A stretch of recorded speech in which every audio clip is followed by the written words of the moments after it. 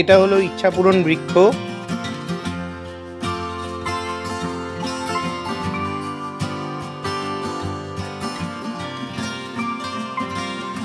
এটা হলো সিদ্ধেশ্বরী মন্দির।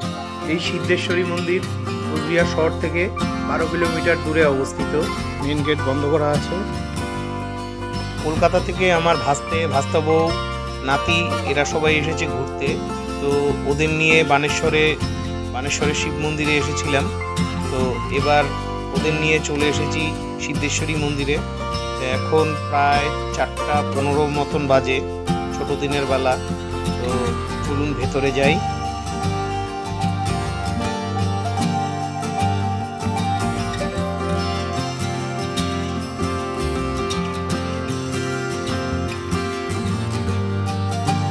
গত বছর জানুয়ারি মাসের শেষের দিকে এসেছিলাম।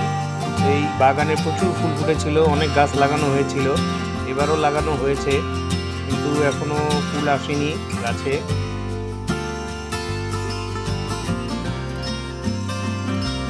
এই সিদ্ধেশ্বরী মন্দির হলো কোচবিহারের রাজা মহারাজাদের অমর কীর্তি।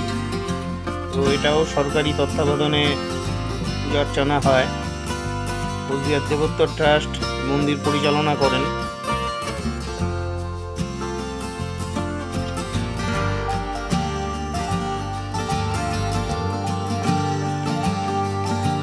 এখন মন্দির বন্ধ আছে, 4:30টার সময় খুলবে।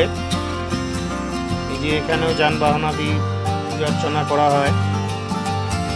নতুন সামগ্রী নিয়ে আসলে এখানে রেড চার্ট দেওয়া আছে, আপনারা চাইলে পুজোও দিতে পারেন।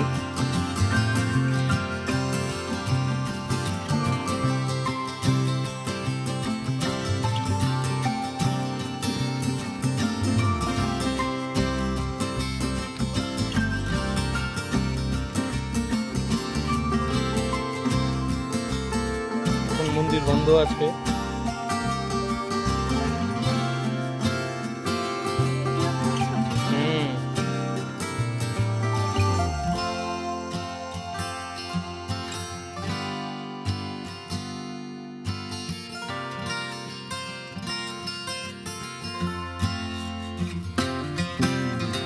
হ্যাঁ, ওটা সিদ্ধেশ্বরী হাই স্কুল।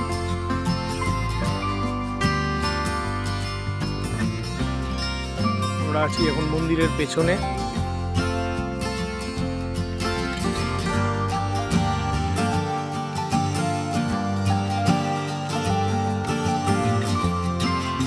এই মন্দিরটি খুবই জাগ্রত মন্দির, তাই অনেকে মানুষ করেন। এই যে ভেতরে যে গাছটা আছে এটা হচ্ছে ইচ্ছাপূরণ বৃক্ষ। এখানে অনেকেই সুতো বাঁধেন। এই বৃক্ষে কোনো কিছু মানসিক করে সুতো বাঁধলে তার মানসিক পূর্ণ হয়। তো বন্ধুরা, আমার ছোট্ট ভিডিওটি আমি এখানেই শেষ করছি।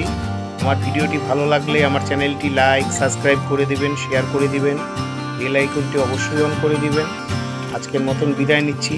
আপনারা ভালো থাকবেন, সুস্থ থাকবেন। দেখা হচ্ছে পরবর্তী আরেকটি ব্লগে।